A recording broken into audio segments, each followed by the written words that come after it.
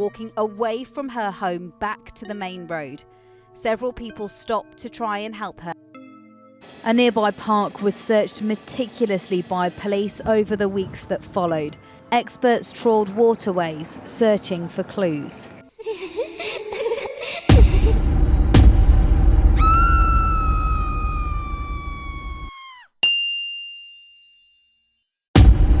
Pada awal Februari 2019, seorang mahasiswi dilaporkan menghilang setelah menghabiskan malam bersama teman-temannya. Awalnya banyak yang berharap dia hanya tersesat dan akan segera ditemukan. Namun hari demi hari berlalu tanpa kabar. Seiring berjalannya waktu, penyelidikan mulai mengungkap serangkaian bukti yang mengarah pada sebuah kejahatan serius. Kasus ini pun berubah dari pencarian orang hilang menjadi penyelidikan kriminal yang menggemparkan Inggris. Liberty Anna Squire atau Libby adalah seorang wanita berusia 21 tahun saat itu. Dia lahir pada 1 Januari 1998 di Buckinghamshire. Orang tuanya bernama Russell dan Lisa Squire. Libby merupakan anak pertama dari 4 bersaudara dan dia dikenal sangat dekat dengan keluarganya. Pada tahun 2019, Libby merupakan mahasiswi jurusan filsafat di University of Hull. Saat itu dia sudah semester 2. Sebagai wanita yang ramah dan baik, Libby memiliki banyak teman di kampusnya. Dan menurut teman-temannya, Libby adalah wanita cerdas yang berbakat. Dia menyenangkan dan periang. Saat itu, Libby tinggal di Wellesley Avenue bersama beberapa temannya. Dia juga telah memiliki seorang kekasih bernama Connor. Dan hubungan mereka saat itu sudah terjalin sekitar 3 tahunan. Pada malam 31 Januari 2019, Libby dan teman-temannya sedang keluar. Malam itu mereka menghabiskan waktu bersama. Mereka mengobrol dan minum. Pada pukul 11:20 malam, Libby dan teman-temannya tiba di The Whaley Club, sebuah tempat musik dan klub malam yang berada di pusat kota Hull. Namun sayangnya saat itu, Libby tidak diperbolehkan masuk oleh petugas penjaga pintu. Karena mereka mengira Libby sudah terlalu mabuk. Karena Libby tidak diperbolehkan masuk, jadi teman-temannya sepakat memesankan taksi untuk Libby. 10 menit kemudian, tepatnya pada pukul 11:30, taksi tiba. Dan teman-temannya meminta supir taksi untuk mengantar Libby sampai ke rumahnya. Dan setelah itu mereka masuk ke klub. Beberapa jam kemudian, seorang teman Libby mengirim pesan pada teman serumah Libby. Dia ingin mengecek apakah Libby telah sampai di rumah dengan selamat. Tapi menurut teman serumahnya, Libby belum pulang. Nah, di saat itulah teman-temannya mulai khawatir. Mereka mulai menelpon beberapa teman mereka yang lain, menanyakan apakah Libby ada di rumah mereka. Namun mereka bilang tidak ada. Libby yang saat itu dalam kondisi mabuk dan cuaca di luar yang sangat dingin membuat teman-temannya semakin khawatir. Mereka pun tidak ingin membuang waktu. Teman Libby lalu menelpon polisi pada malam itu juga untuk melaporkan Libby yang hilang. Mereka juga menelpon orang tua Libby. Keesokan harinya Libby masih belum pulang. Polisi pun mulai melakukan pencarian terhadapnya. Pencarian dimulai di area sekitar rumah Libby. Mereka memeriksa beberapa CCTV yang tersebar di area tersebut. Beberapa saksi juga memberikan informasi, termasuk supir taksi yang mengantar Libby pulang semalam.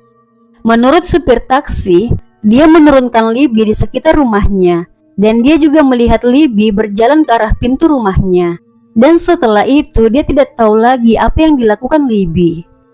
Menurut informasi sejumlah saksi, mereka melihat Libby berjalan di Beverly Road.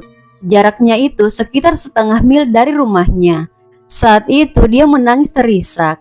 Beberapa saksi coba memberikan bantuan, tapi Libby menolak, jadi mereka pergi. CCTV mengkonfirmasi informasi-informasi tersebut. Di sini terlihat Libby berjalan sendirian, menjauh dari lingkungan rumahnya, beberapa menit setelah dia turun dari taksi. Pencarian Libby Squire merupakan pencarian orang hilang terbesar dalam sejarah kepolisian Humberside. Saat itu lebih dari 100 polisi mencari Libby di darat maupun di air. Ratusan mahasiswa dan warga sekitar juga turut melakukan pencarian. Mereka mencari ke berbagai tempat, namun mereka belum menemukan petunjuk yang berarti tentang keberadaan Libby. Kabar hilangnya Libby juga mulai menjadi berita nasional. Media sosial dan berita mulai memberitakan perkembangan tentang hilangnya Libby. Saat itu orang tua Libby juga membuat permohonan publik agar siapa saja yang melihat atau mengetahui tentang Libby untuk segera memberikan informasi. Orang tua Libby berharap putri mereka bisa ditemukan dan pulang dengan selamat. Pemeriksaan rekaman CCTV terus dilakukan, hingga akhirnya polisi melihat sebuah mobil berwarna silver. Mobil itu sedang berputar-putar tanpa tujuan beberapa jam sebelum Libby hilang, seolah pengemudinya mencari sesuatu. Sekitar tengah malam, CCTV menunjukkan Libby yang sedang berdiri di halte bis. Dan saat itu terlihat mobil silver yang sama berhenti tidak jauh dari posisi Libby. Rekaman CCTV dari sebuah rumah menunjukkan seorang pria keluar dari mobil silver itu dan mengikuti Libby di trotoar di seberang jalan. Lalu pria itu terlihat menyeberang jalan dan mendekati Libby, yang sebenarnya saat itu Libby sudah berjalan kembali ke arah rumahnya. Beberapa menit kemudian, keduanya terlihat berjalan bersama, tapi kali ini mereka berjalan menjauh dari jalan di mana rumah Libby berada. Rekaman CCTV lain menunjukkan Libby berdiri di trotoar tidak jauh dari mobil pria itu. Sementara pria itu terlihat duduk di mobilnya dengan kondisi pintu mobilnya terbuka, seolah dia sedang menunggu seseorang. Beberapa saat kemudian terlihat pria itu keluar dari mobilnya. Dan tak lama kemudian, Libby yang dalam kondisi mabuk terlihat masuk ke dalam mobil pria itu. Dan pada pukul 12:08 malam, mobil itu melaju pergi. Ketika polisi mendatangi lokasi tersebut, mereka menemukan jam tangan Libby di tanah. Saat itu polisi menduga kalau Libby telah diculik. Laporan seorang warga yang tinggal di dekat Oak Road Playing Fields membantu polisi melacak kemana tujuan mobil yang membawa Libby. Warga itu melaporkan bahwa pada malam Libby menghilang, dia terbangun karena mendengar suara teriakan wanita di sekitar area hutan dekat lapangan. Teriakan itu terdengar sekitar pukul 12:15 malam. Merasa ingin tahu apa yang terjadi, warga ini mencoba melihat keluar dari jendelanya.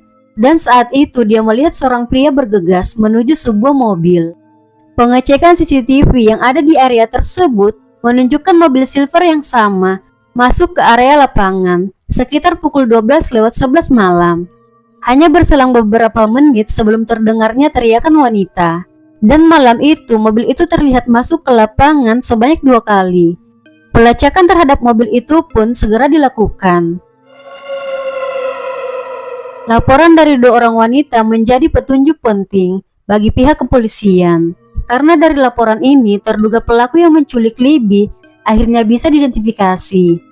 2 jaman lebih setelah Libby menghilang, tepatnya sekitar pukul 3 pagi, 2 orang wanita ini sedang berjalan di Beverly Road ketika seorang pria melangkah ke depan mereka, dan pria itu melakukan MB di depan mereka. Dari laporan tersebut, polisi berhasil melacak pria yang dimaksud, dan ternyata mobil pria itu identik dengan mobil yang dinaiki Libby. Sebuah rekaman CCTV juga menunjukkan wajah pria itu dengan sangat jelas. Pada 6 Februari 2019, pria yang diduga menculik Libby akhirnya ditahan. Pria itu bernama Paweł Relowicz, pria asal Polandia berusia 24 tahun, yang telah tinggal sekitar 7 tahunan di Inggris. Paweł telah menikah dan memiliki 2 orang anak. Dia juga diketahui bekerja sebagai tukang daging, dan dia tinggal tidak jauh dari lingkungan rumah Libby. Setelah dilakukan penyelidikan, Paweł diketahui terkait dengan beberapa tindak kejahatan yang terjadi pada 2017 hingga 2019. Namun dari kejahatan-kejahatan tersebut, dia tidak pernah dihukum. Setiap kali sidik jari atau DNA-nya diperiksa, tidak ditemukan kecocokan di basis data kepolisian. Karena Paweł memang tidak memiliki catatan kriminal. Pada periode 2017 hingga 2019, Paweł membobol rumah orang lain. Terkadang saat membobol rumah, dia mencuri pakaian dalam dan meninggalkan bekas di lokasi. Dia juga beberapa kali mengintip wanita maupun pasangan dari jendela rumah mereka. Selain itu, dia pernah mengikuti wanita muda di jalan dan memperlihatkan kepada mereka. Fafel memiliki penyimpangan dan dia mengaku kalau dia tidak bisa menahan hasratnya. Saat itu, Fafel ditahan karena dugaan penculikan terhadap Libby. Ketika diinterogasi polisi, Fafel mengatakan tidak pernah bertemu Libby. Tapi saat ditunjukkan rekaman CCTV, dia merubah ceritanya. Dia mengatakan malam itu dia sedang jogging dan tidak sengaja melihat Libby yang sedang menangis. Fafel yang menganggap dirinya baik, lalu menawarkan untuk mengantar Libby pulang, dan dia mengantarnya hingga ke Okrot. Setelah itu, Fafel pulang ke rumahnya.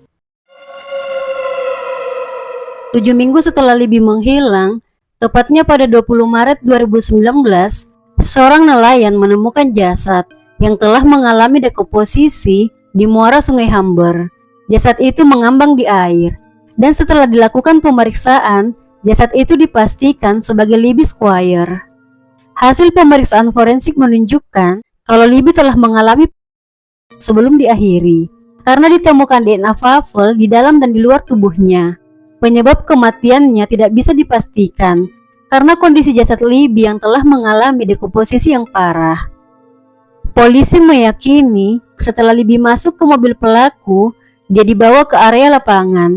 Di sana Libby sebelum akhirnya diakhiri. Tubuhnya kemudian dibuang ke aliran air yang bermuara ke Sungai Humber, hingga akhirnya ditemukan sekitar 7 minggu kemudian. Terkait kasus Libby, Fafel didakwa dengan dakwaan dan penghilangan nyawa. Dia disidang pada Januari 2021 dan Fafel mengaku tidak bersalah atas kedua dakwaan tersebut. Menurutnya malam itu atas dasar persetujuan bersama. Setelah itu dia meninggalkan Libby di lapangan.